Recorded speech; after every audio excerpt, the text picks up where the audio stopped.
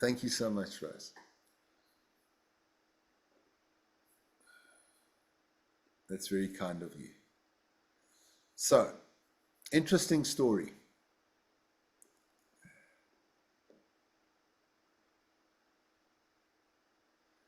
In the mindfulness schools from Asia, now a lot of this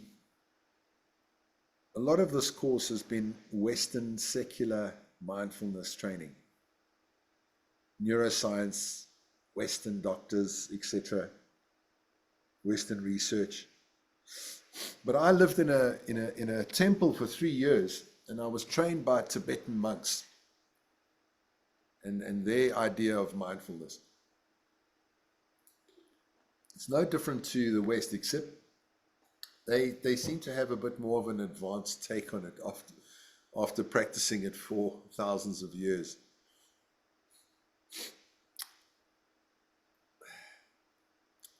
They're very they're very big on this idea that we use mindfulness to guard the things that we plant in our mind. They see that, they call it mind seeds, mental seeds, that every time we think something or do something or say something, we are planting mental seeds in our mind. And these mental seeds will then come to fruition. And it kind of reminded me of Jesus's quote, the seeds you sow, you reap. But if you think of it in your mind, the seeds you sow, you reap. The thoughts that you entertain or expose yourself to will then turn into your reality. And they call it karma. And the definition of that is movement of the mind and what it motivates. Movement of the mind and what it motivates. So as we start to think something, that can turn into words and actions. But if the mind is left unguarded, let's say we ruminate about something painful or something nasty or violent, if that continues, then that becomes our reality, painfully. And going through what I've been through in the last year and a half, I'm very aware of that. I'm very aware of having the most sad and horrible thoughts, but then deciding I don't want to think that anymore, and then diverting my attention to something else because I can. And I'd feel terribly sorry for those who can't. My level of mindfulness is at a stage where I can shift my attention at will onto something else because I choose to. And I know that a lot of people can't do that. And for me, that is frightening. Because if something happens in your life that is a crisis and you can't step out of it, you can't shift out of it, you is stuck in it. And it's a little hell. And it could be something traumatic, right? Nicole Menso?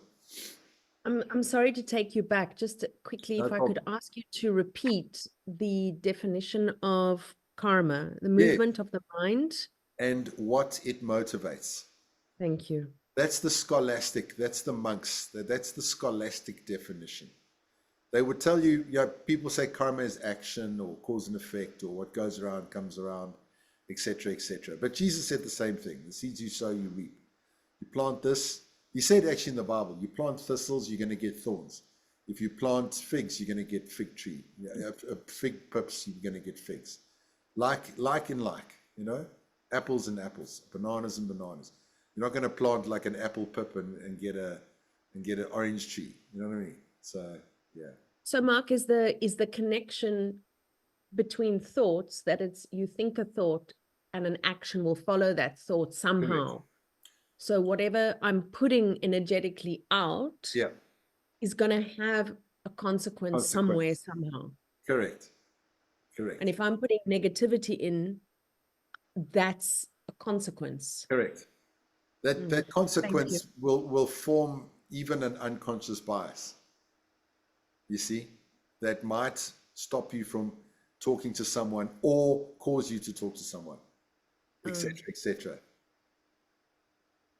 Unconscious bias is very subtle, right? Very subtle. Mm. Mm. And it revolves around our thoughts. Yeah. Good. Yeah, because often, we think of cause and effect, action, consequence. It's very action oriented, but Uh, I feel like this goes even a step back. It's like the thoughts that you the think. thought. It's the Yeah. initial, that's where it starts. The monks Mm. say, the monks say, mind is the king. Um, uh, they say speech are the ministers, and the townspeople are your actions. So it starts from the king, and the king is the thought, the mind. And if you think about George Lucas's quote, your focus determines your reality. So what if we're focusing on a thought or a stream of thoughts or an idea, then it generally becomes real, becomes a place that we find ourselves in, or things that we watch, things that we read, things that we are attracted to or repelled by. I can use the example of veganism. My friend Grant Nash, he was a big meat eater, and then he just decided, no, I don't want to do that anymore, and he became vegan, right? So it's like a massive life change, massive. And it was an idea, like a thought, and then it influenced his diet, his job, everything. His friends are vegan, etc. So just a thought can change everything. All right, let's come back to this. All right. Oh, this one. Okay. Descartes, the philosopher, said, if a tree falls in a forest and there's no one around, no bunny, no human, nothing, no living being, a tree falls down in the forest, does it make a sound when it falls?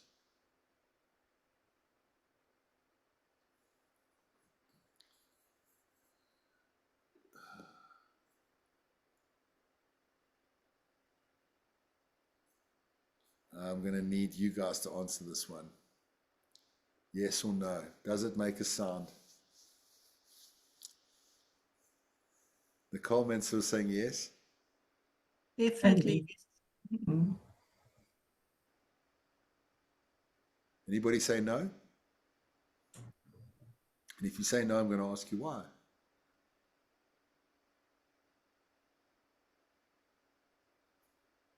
Everyone's saying yes. Well, according to Google, you're all wrong.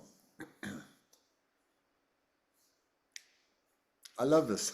I catch you all the time. I catch everybody all the time. I thought it made a sound. I don't agree with Google. Think about this, Kathy. I'm gonna paint a logical picture. Hmm. In order for sound to exist, you need ears. There's nothing around, there's no ears anywhere in the forest. Okay, nothing can hear that tree.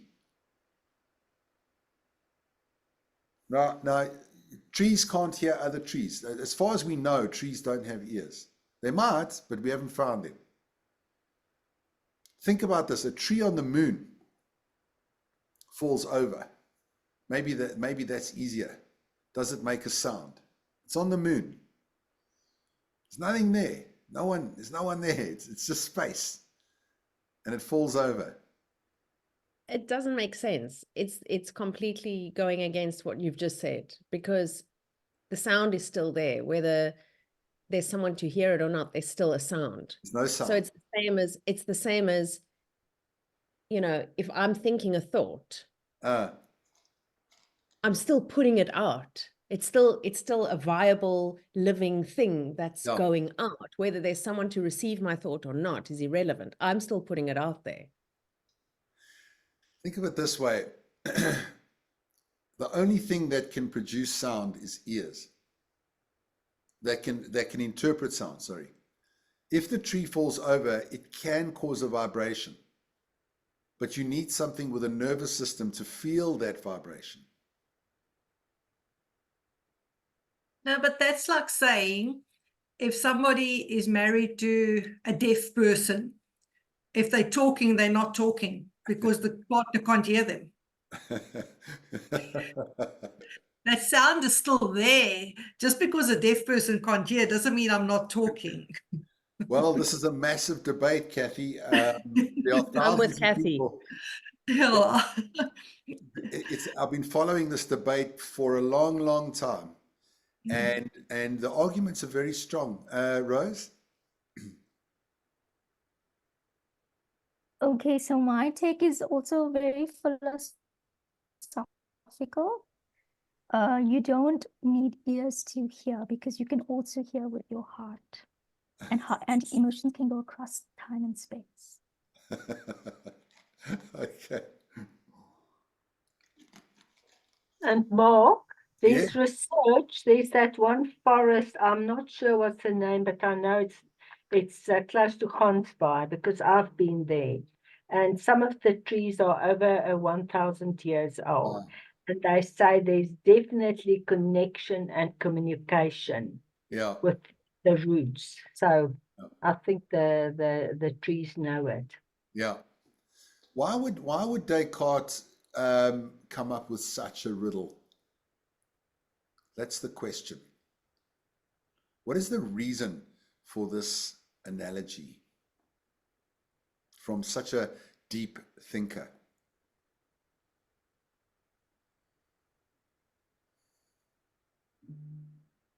And I'm going to give you my take on it. Put you out of your misery. Oh no, he's not married and he doesn't have a wife to steer him in the right direction.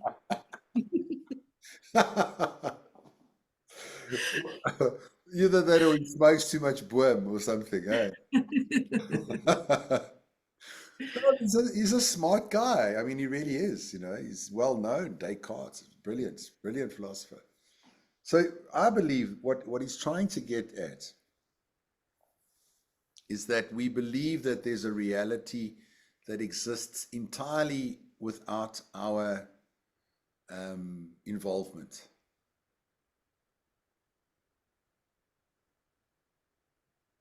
And that you are very much a part of that tree and sound that it makes when it falls over. The tree needs you to hear it when it falls over, if I can say it that way.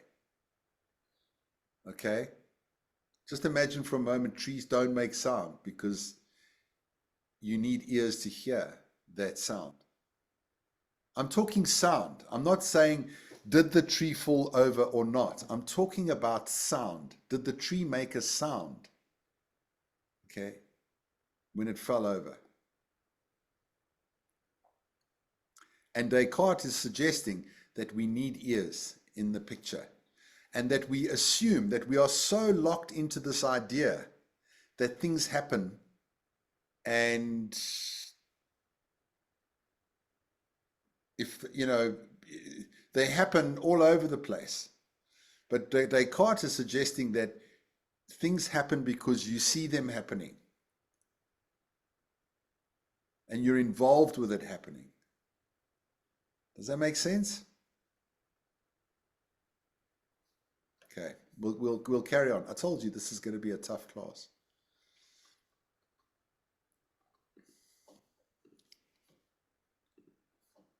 Okay. Interestingly enough, when I did meet a Zen master. I was in Magaliesberg, and I was doing a meditation retreat, and this old Skodonki car comes driving up the road, and out climbs this old Taiwanese man, and he has a young attendant who's translating for him. And I say, "Oh, hi, you must be the Zen master." And he shakes his head, and he speaks something in Taiwanese. And his assistant said, "Yes, you can call him the Zen master. But he says, actually, there is no Zen master." So I said, I don't get it. He said, "No, it's a label. It's a concept. There's no such thing as a Zen master." So I was like, okay. So what the Asian classic mindfulness teachers are trying to do all the time with the use of mindfulness is to push the boundary of what you think is real, beyond your labels, beyond your stereotypes. This is a box. That's the Yukskay River. They'll say, that's not the Yukskay River. You've just called it the Yukskay River and millions of liters of water have just passed. How can you still call it the Yukskay River? You know, they're always doing stuff like that, right? They're always doing stuff like that. Let's carry on.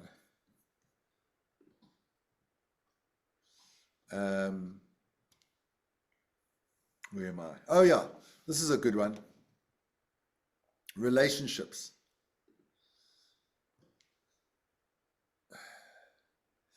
Relationships. I was in a relationship with a Portuguese girl a long time ago. She was lovely.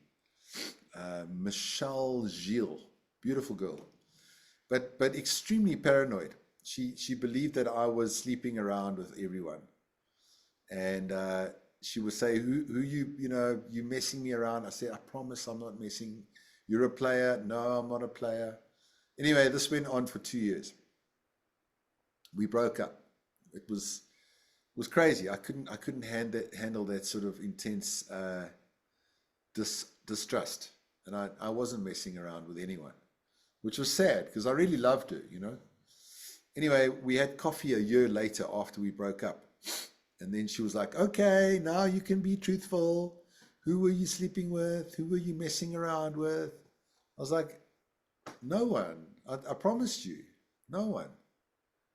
And then she started crying. I said, "What now?" She said, "I was cheating on you." I said, "What?" She said, "Yeah, I had 2 other lovers." I said, "That's crazy. You were the one freaking out about my conduct." She said, "Well, I was doing it because I knew you were."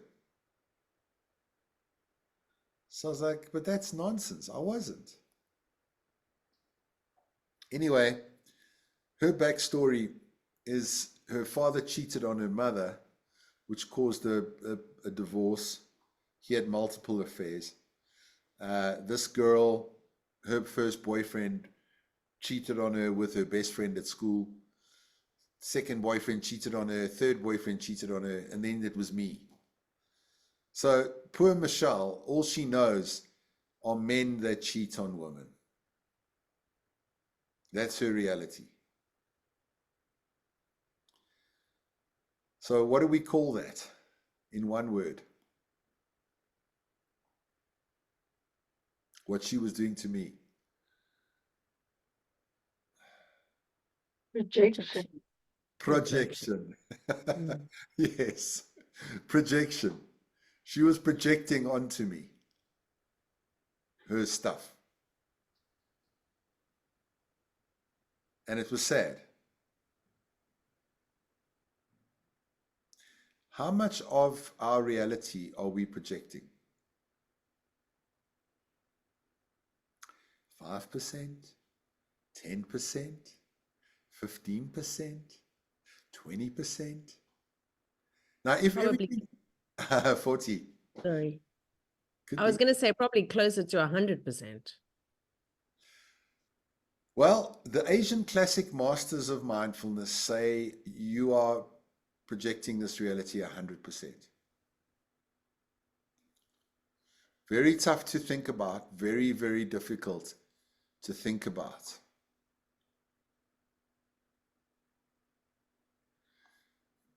Nobody wants to think about that.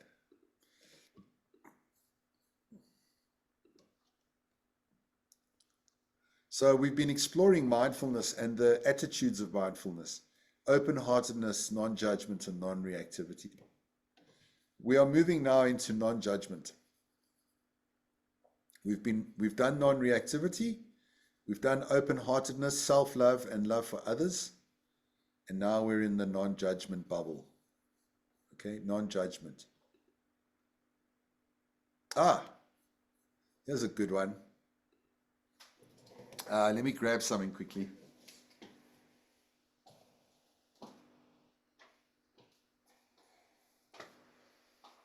This is my favorite example. Okay, who has a puppy dog at home? A naughty dog, puppy. Nicole Timlet? What's her name? His name, her name? Ozzy. Ozzy. What dog is Ozzy?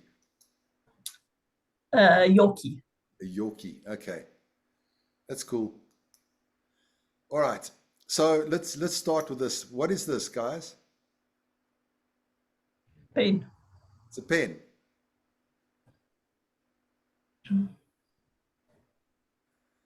And Ozzy comes along, and I go, "Hey, Ozzy, what's Ozzy gonna do with it?" Chew it. Yeah. Is this a pen to Ozzy? It's a toy. It's a toy. It's a chew toy. Hmm. Will Ozzy ever write a letter to his dog girlfriend with this? I hope not. No. If he does, you'd be famous. You know, Yeah. like America's Got Talent or something, you know, the letter writing dog. But we know that dogs can never write with a pen. At some stage, when you were a little baby, it was also a chew toy. Okay, it was.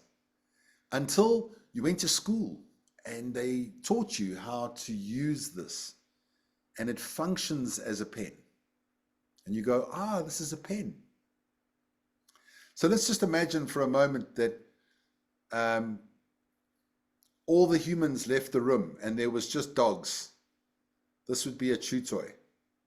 And all the dogs left the room and there were just humans. This would be a pen. But what would there be left behind if all the humans and all the dogs left the room? What would be on the table? An item. An item. Now we can agree it will be a black cylindrical item. I walk into the room and it becomes a pen. Ozzy walks into the room and it becomes a chew toy.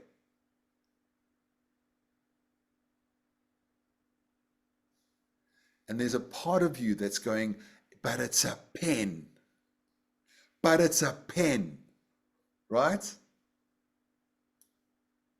That might be the very same part of you that says the tree does make a sound.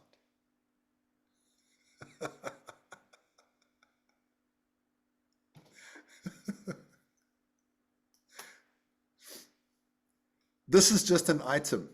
This cannot be a pen from its own side. It does not exist as a pen from its own side. If it did, Ozzy would write with this, or Ozzy would go, "Oh, it's a pen." You know, there's ladies in, I don't know, Eskimo land, what's it, Iceland or whatever, that live in igloos, and they've got long black hair, and they've never seen it before. They might use it as a hair tie. Do you remember The Gods Must Be Crazy, the Pieter Dirk Uys movie? Do you remember that? I'm old enough to remember it. It was old. Not Pieter Dirk Uys. What's Wasn't his it? name? Leon Schuster. No.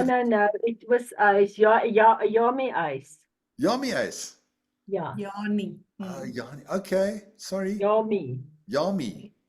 How Yes. did I get that wrong? Okay, there we go. Pieter Dirk Uys is the comedian and whatever Okay. actor. Yeah, Vita. Okay, Yami Uys. So there was about a Coke bottle, and it fell from the aeroplane, and the Bushmen got hold of it, but they didn't know what it was, and they thought it was a magical instrument from the gods. You know, and then there was just such an incredible movie, right? It was just a Coke bottle, but they were like, "What is this?" It fell from the sky. I don't think, maybe it's on YouTube. It's really quite a fascinating story. Mark, you're going to need another 8 weeks with me because the fact that the dog's chewing it doesn't mean it's no longer a pen. The fact that she sticks in her hair doesn't mean it's no longer a pen. It's still right. It's still a pen. But the fact that you are writing with it doesn't mean that it's not a chew toy. It is. It's also a chew toy. No, it's not. It's a pen. A chew toy you buy in the toy section. This you buy in the stationery department. But to Ozzy, you can't. You got to stand up for Ozzy's rights here, guys. Ozzy is you got to stand up for animal rights. Ozzy believes it's a chew toy. We can't, because otherwise we're saying Ozzy's not right. No, I can't say Ozzy's not right. Ozzy doesn't know what he's talking about. But now, you see, the problem, how does this relate to reality? Because Ozzy doesn't have the capacity to understand it's a pen, he sees it as a chew toy, okay? You are working with people in your office that don't have the capacity to understand what you're talking about. Okay, let's put it in that way. You know what is right, but they don't understand. Why don't they understand? Because they didn't have the same education as you did. They didn't get to know those concepts or that way of thinking or how those things work in the same way that Ozzy, or they don't have the capacity to understand in the way that Ozzy doesn't have the capacity to understand that this is a pen. And people are very similar. So we can get really upset with those people and call them stupid or ignorant or whatever. But they just didn't get the same opportunities to understand how those things function in those ways. Does that make sense? I agree with that, yeah. Okay. So in many ways, that's similar to the pen example. And it follows on from last week's compassion. Trying to understand this person. There's the iceberg. What's underneath the iceberg? Why can't they understand me? Why don't they get this? Why are they appearing to be aggressive or nasty or prejudiced or racist or whatever? Why? Where is this coming from? And it's coming from mind seeds. The seeds that were sown, that they're reaping. You know? Okay, any questions or comments? And I suppose also from conditioning, which is Yeah. the mind seeds sown intergenerationally, in essence. Yeah, and it probably goes down to epigenetics as well. Mm. You know, I mean, that's this whole concept of nurture and nature. Some people are born smart. Some people aren't born smart, but they get smart. So it can even be in the DNA, you know, these ideas. We know that stress and how people manage stress and alcoholism and drug addiction is in our DNA. You know, you walk past the bar and you go, oh, I wouldn't mind getting hammered. That's because your dad or your mom did, right? That's in your DNA. Yes, but Mark, they say you have it's the bullet, but it's in your control whether you fire the bullet. Correct. That's the nurture. So it's a possibility, but it's not to say it will happen. Correct. It's a propensity, perhaps, is the right word. Yeah. Yeah, absolutely. Absolutely. So, can we pass our thoughts on to our unborn children? Wow. I mean, it's a big question. But in the mindfulness schools, we can focus on the nurture aspect. That if we plant the right seeds, if we sow the right seeds, we will get the right results. Okay? What we put into our mind and what it motivates. And that's why mindfulness is so essential. Because it's like a guard. What am I putting into my mind? Is this beneficial or is this non-beneficial? And how will this ripen for me later? As an experience, as a train of thought. Will it benefit me or will it come back to hurt me?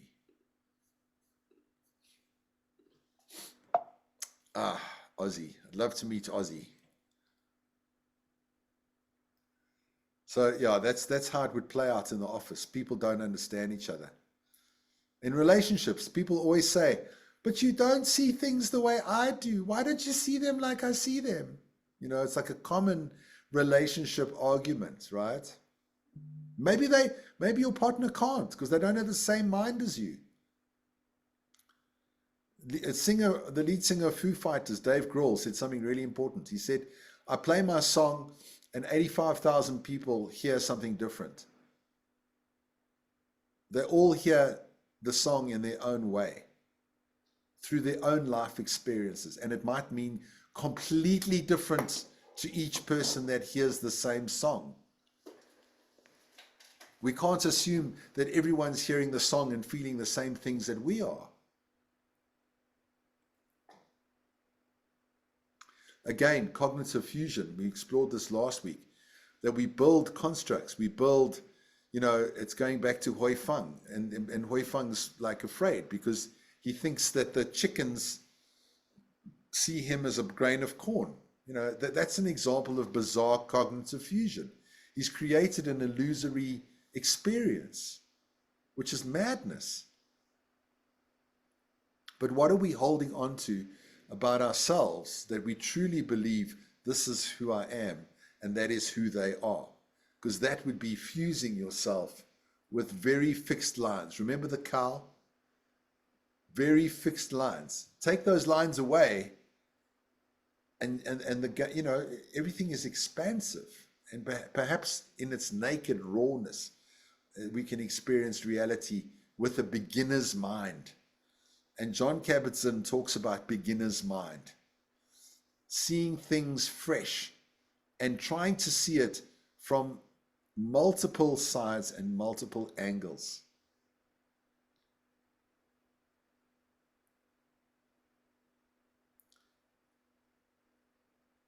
Krishnamurti, who's an Indian philosopher, said the highest form of intelligence is to observe without judgment.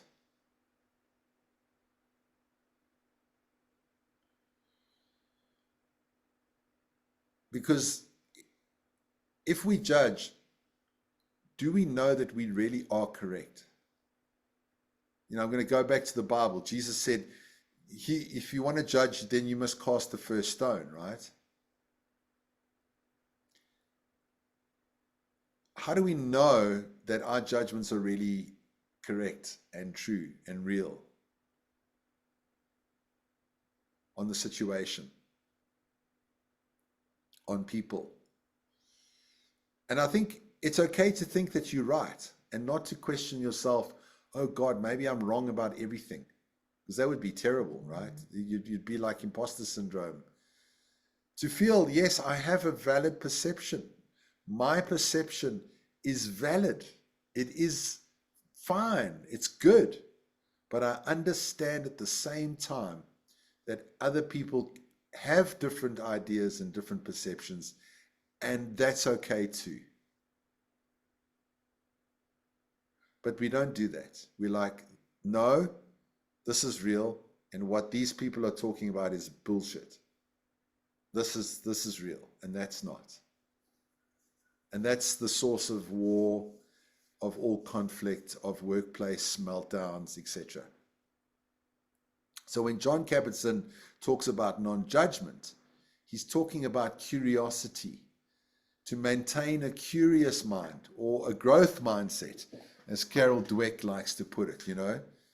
A fixed mindset is that cognitive fusion where I can't step out of this way of thinking, this is who I am, etc., etc.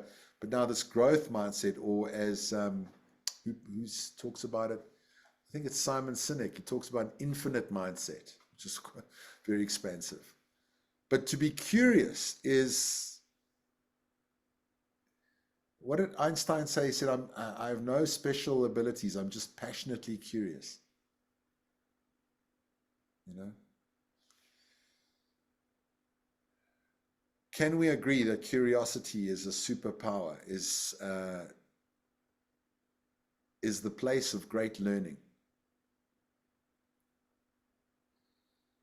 Because then we're talking about the same thing.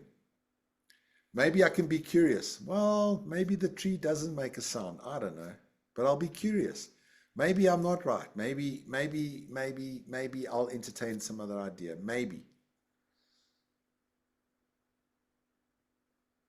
You know, the monks in India, I saw it live. They debate with each other, and they sit in the courtyard with their red robes. These young monks, and when they get their point across, they go like this, Yambata. They don't hit each other. They just go Yambata. And then so the one debate is they made the one monk debate that there's no God, and then the other monk, he had to debate that there is a God. Okay, so one says no God, one says there is a God, and then they got to argue. And then their teacher comes and swaps them around and says, okay, now you have to debate that there is no God when you debated that there was a God. And they're like, what? So then they have to shift, you know, and they're working out incredible dynamics and truths by doing that.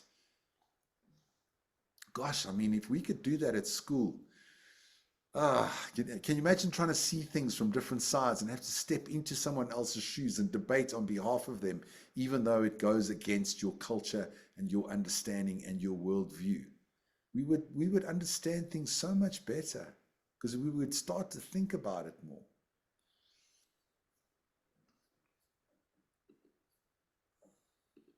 Okay. Yeah. So we've been exploring mindfulness. Last week we looked at the exploring of the heart, right? Using the magnifying glass, which is mindfulness. The magnifying glass is useless on its own. It has to be turned onto something. I use the diamond in this analogy. The diamond represents wisdom because once you get it, it's indestructible. There's no other sort of ideas or philosophies that can cut through a diamond, right? It's indestructible. It's the hardest thing in the universe. It's also the most beautiful thing. So curiosity, right? Curiosity, we've been talking about curiosity and how that feeds into patience. Because if we're truly being curious and practicing non-judgment, then we'll be more patient with other people, more understanding of other people.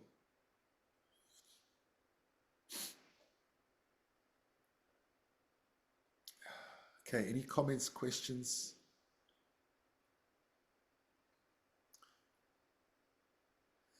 I mean, we do judge. We judge all the time. This is hot, this is cold, that's pretty, that's not pretty. John's not telling us not to judge by saying non-judgment. Because if we didn't judge or discern, we could be in trouble. But what John Kabat-Zinn's trying to do is just get us to expand our mind and our curiosity and to question the things that we call bad or good or right or wrong. That's all.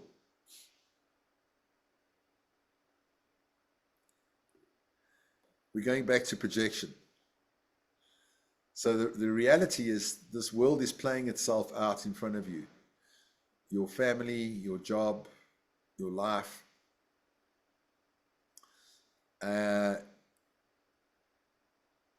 Nicole Mansour said 100% projection.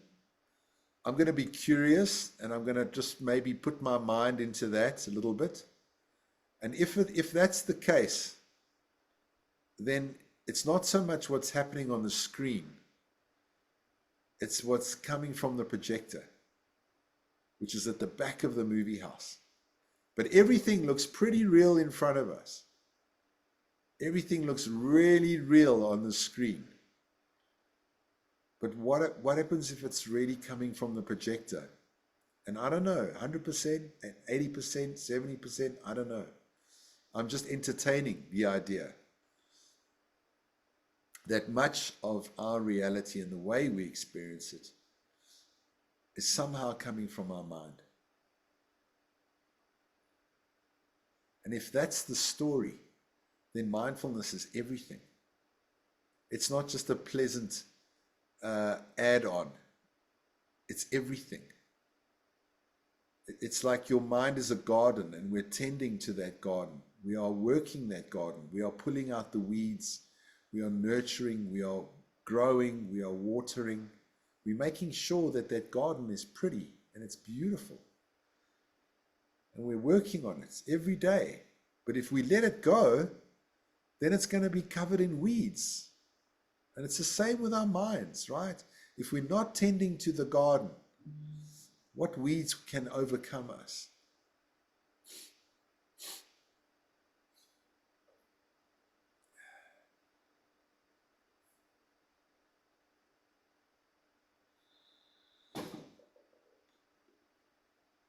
Yeah, this is an interesting homework question. Who am I? Not who am I, as in who's Mark, but who am I in terms of yourself? They say this is the toughest question in the world to answer. Did you know that?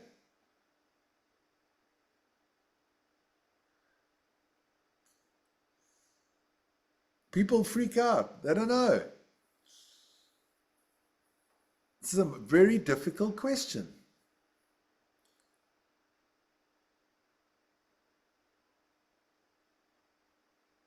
Okay. Let's see. What is this? Ah, no, that's a river. Okay. Here's Dr. Jon Kabat-Zinn. Are you guys ready? I love this little video. This is a cool video. Check this out.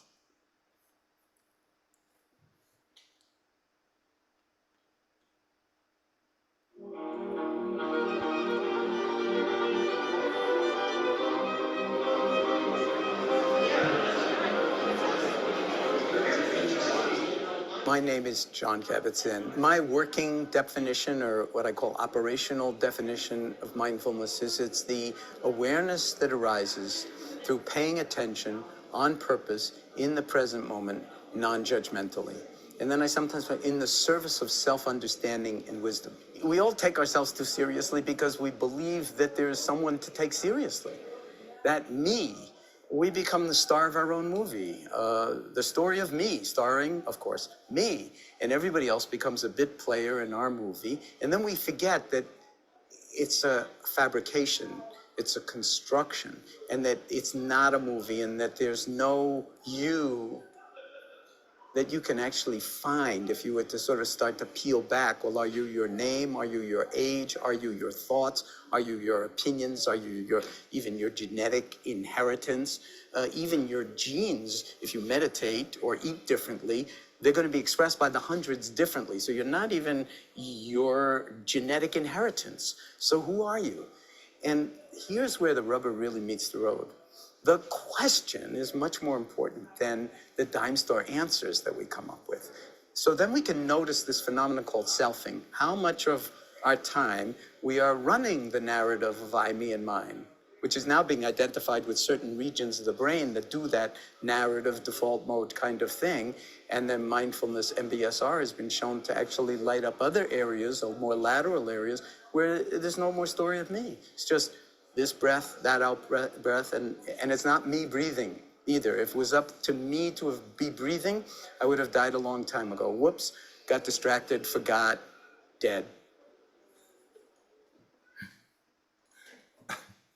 That's quite fascinating, right? I never thought of it like that. Like, it's not even me breathing. Because if it was me breathing, yeah, you know, then you'd have to consciously do it. But your body is just doing it, right? Is it you that's beating your heart? Is it you that's digesting? Is it you that makes up billions of little tiny microbes with their own little lives that live inside of you? Like there's universes inside of your body. There's billions of little beings living inside of you.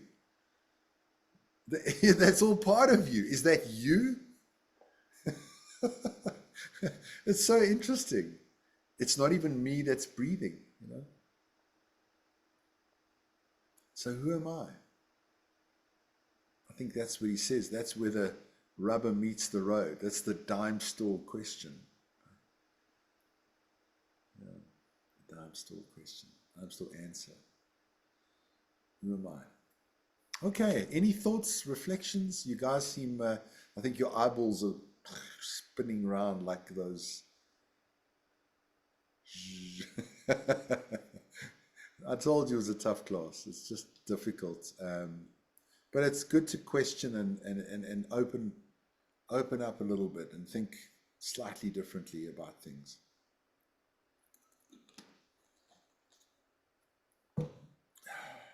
Okay.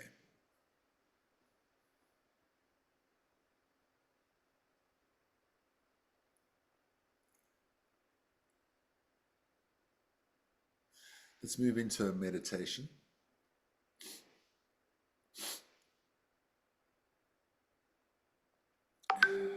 Oops. What's going on? Why is it open?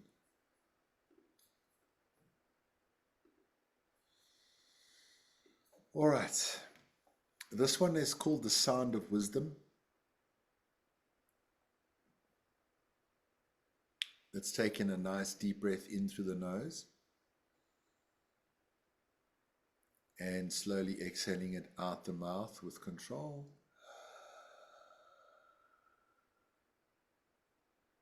And breathing normally.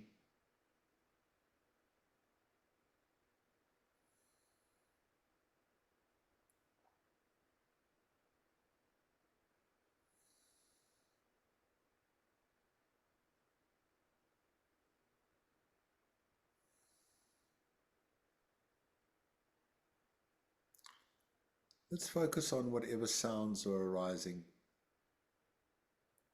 Sounds in your immediate space, perhaps outside your door, in the rest of the house.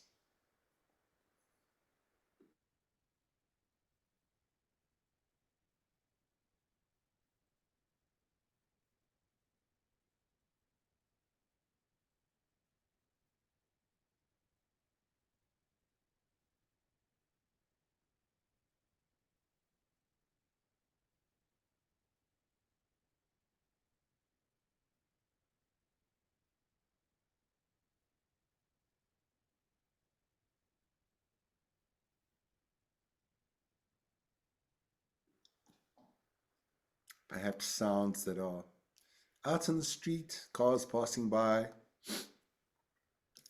traffic, sounds nearby, sounds far away.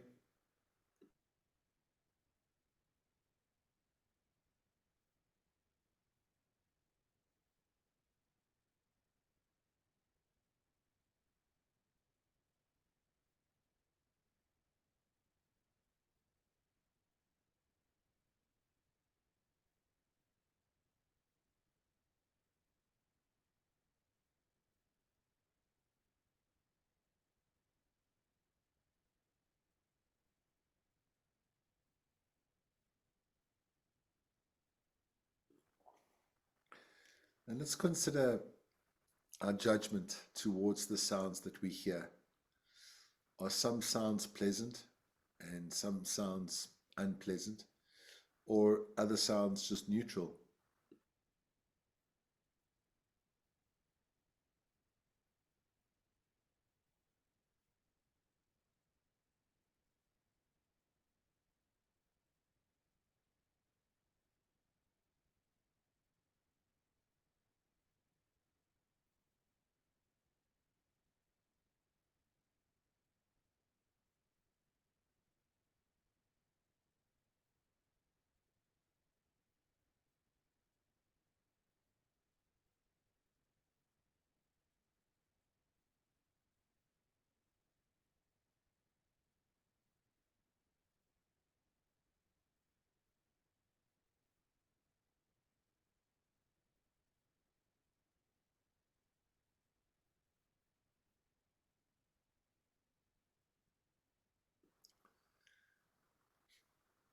a loud car might be annoying, but to a car enthusiast, it might be pleasant.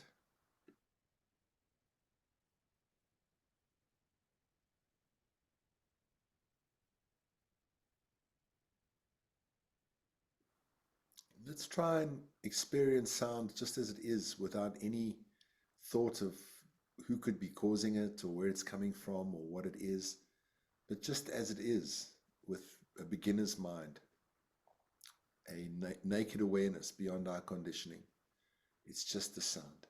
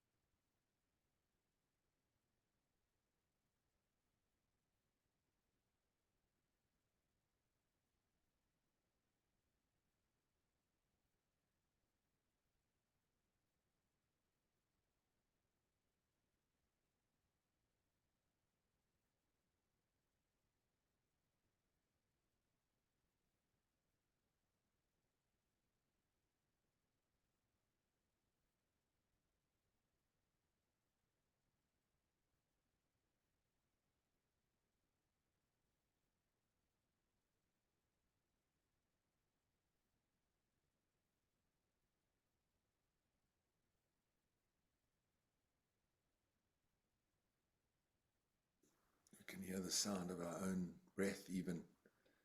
Is it me that's breathing?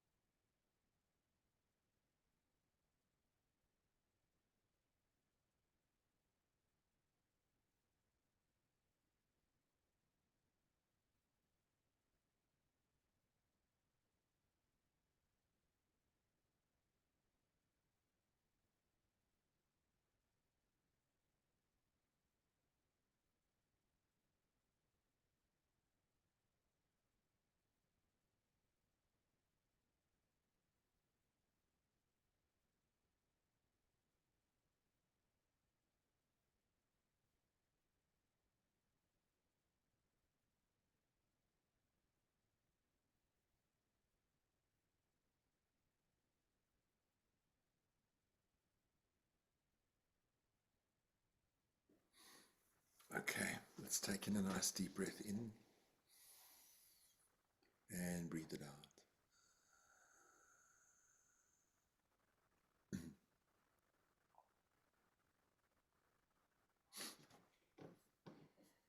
Sound of wisdom. Sound is just a sound. I used to hate the sound of motorbikes, loud motorbikes, until I bought a motorbike. And now when I hear those motorbikes, I'm like, wow, that's a KTM, that's a Harley, that's a this, that's a that. It's like my mindset changed when I got a motorbike. And then I don't mind, but I don't like the sound of fast cars. But I think if I did get myself a fast car and I enjoyed it, and I'd be, yeah, that guy's got a V12 engine, dropped suspension, I'd be listening for those certain sounds, right? That one's driving a Subaru, whatever, like reality and the things you like become things you don't like, can become the things you like become the things you don't like. And it's just like this whole thing, right? That keeps on happening. As Krishnamurti said, intelligence is about not judging, just seeing it, just looking at it, not judging. And then the judgments come. But then if the judgments come, don't beat yourself up for it. Just say, I recognize that I'm seeing this in a certain way because of my values and my conditioning and my life experiences. And I understand that people are seeing reality according to their experiences, their opinions, and their conditioning and values and life experiences. And it doesn't make me a bad person, and it doesn't make them a bad person either. And if we see someone harming somebody else, that is bad, right? But we can't say that the person is bad. We can say that the action is bad. We don't know that the person is bad. You see? That wouldn't be correct. That would be cognitive fusion. That would be a solid judgment. That's not correct. It's like calling someone stupid. They might just be having a dumb blonde moment, as Kathy said, but that's not who they are, right? They're not stupid because they made a mistake. So I mean, there's so much more with this idea. To remain curious is such a wonderful value. To be open-minded, to be curious. Am I right? Am I wrong? Doesn't matter. I'm just perceiving it from my side. I'm perceiving it from their side, and I can switch between the two very easily. Wow. You've got empathy happening right there. You've got emotional intelligence at its highest degree. You've got every good thing going on if you're able to do that.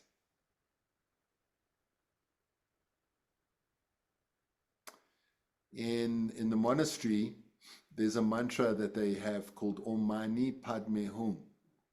It's a Sanskrit mantra, and it literally means the jewel is in the lotus. Now, the jewel is a diamond, and the lotus in India is a beautiful flower, beautiful like a lily, found in a pond.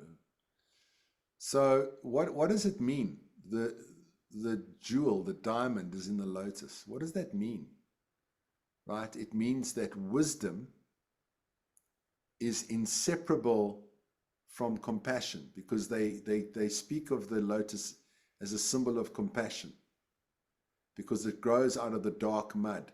So anybody that's been through suffering and hell may be more compassionate because they understand what people are going through, right?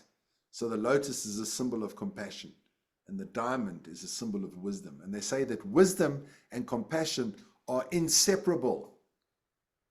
When you are practicing empathy and you are able to be curious and non-judgmental, you is being compassionate and you is being wise. I'm saying is, I know it's wrong, but you are being wise, you are being compassionate. They're both the same. Wisdom and compassion is same. Okay?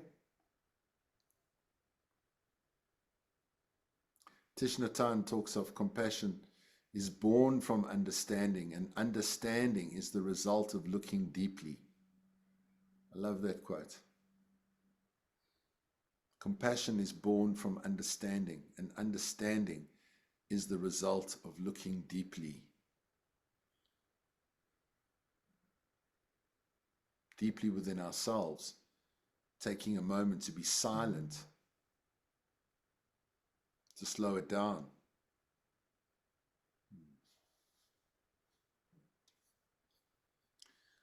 Okay, let's get into the homework. It's we're going to plant something. Yay! Here's an avocado. I don't know if you want to plant this because it will turn into a tree. But if you want, go out and get some seeds. But just know that we're approaching winter. So whatever seeds you buy, you're going to, be mindful of that. Or you could just use what you've got in your fridge. So you might have some green peppers, whatever. Just take the seeds, plant them in a little pot. Okay, that's the home practice. And when something starts to sprout, please send me a photo. Okay, might be a week, might be 2 weeks, but I want to see that little sprout. In the same way that I wanted to see your mandalas. Why are we planting seeds? Because I was talking lots about gardens. So as we're planting seeds, to think this seed is a grape seed. It's going to turn into a vine. From a tiny little seed can come a big vine. From a tiny little thought, from a tiny little meditation, can come a big event, a big result, right?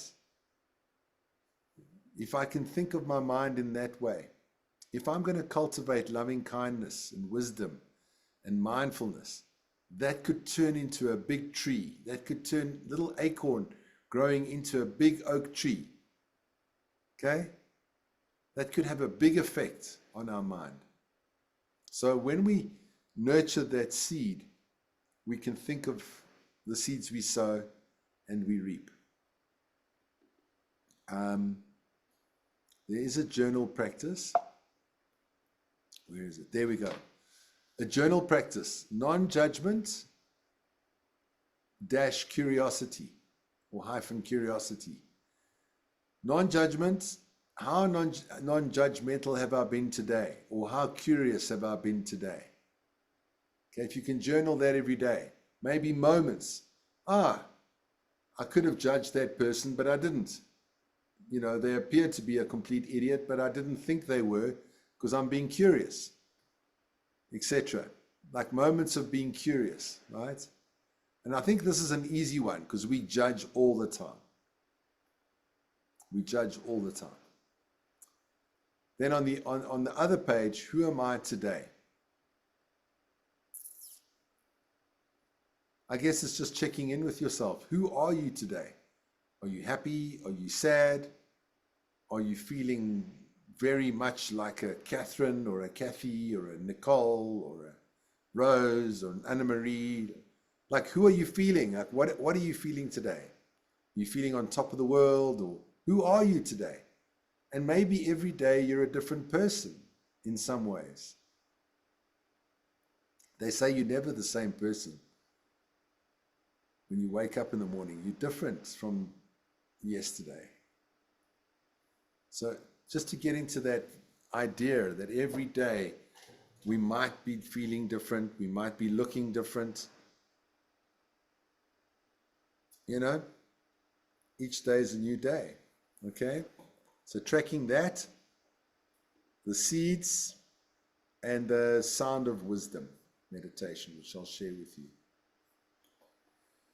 Good. That brings us to the end of the class. Are there any comments, questions? Rose? Mark, and for the rest of the colleagues online, I have a request for next week to please record. Yes. because 100%, Rose. You'll be, you won't be here. it's- Yeah.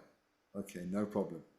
Yeah, you got to do what Rose did and remind me to record if I forget. Okay. Rose was very good. She helped me tonight. So thank you for your mindfulness. Because Kerry Ann would have not seen the recording. So thank you. Any other questions, comments? Just feel better, Mark. Oh, thanks. I hope the class wasn't too confusing. I know it wasn't like the easiest class, but I think it came through or not. I don't know. I think it was more difficult for you than us. We challenged you a lot. Yeah. But I like it. Mm. I'm a real nerd, Kathy. I like it. You know, this is my happy place where we get to debate and talk about these things because it refines our understanding. You know. Well, I'm going to practice my mindfulness trying to fall asleep whilst I'm thinking what's my topic for my exam coming up. Oh well, good luck with that. Thanks. I'm feeling the love. All right, ladies. We'll see you next week for the final class. Then we start the week after that with the teachbacks. Nicole Mansur, Nicole Temlet, we'll work out a day we can meet. We just need an hour or so, maybe less. Thanks, Mark. Okay. Thanks, everybody. Thank you. Thanks. Bye. Goodbye. Thanks, everyone. Cheers. Cheers. Thanks, everyone. Bye.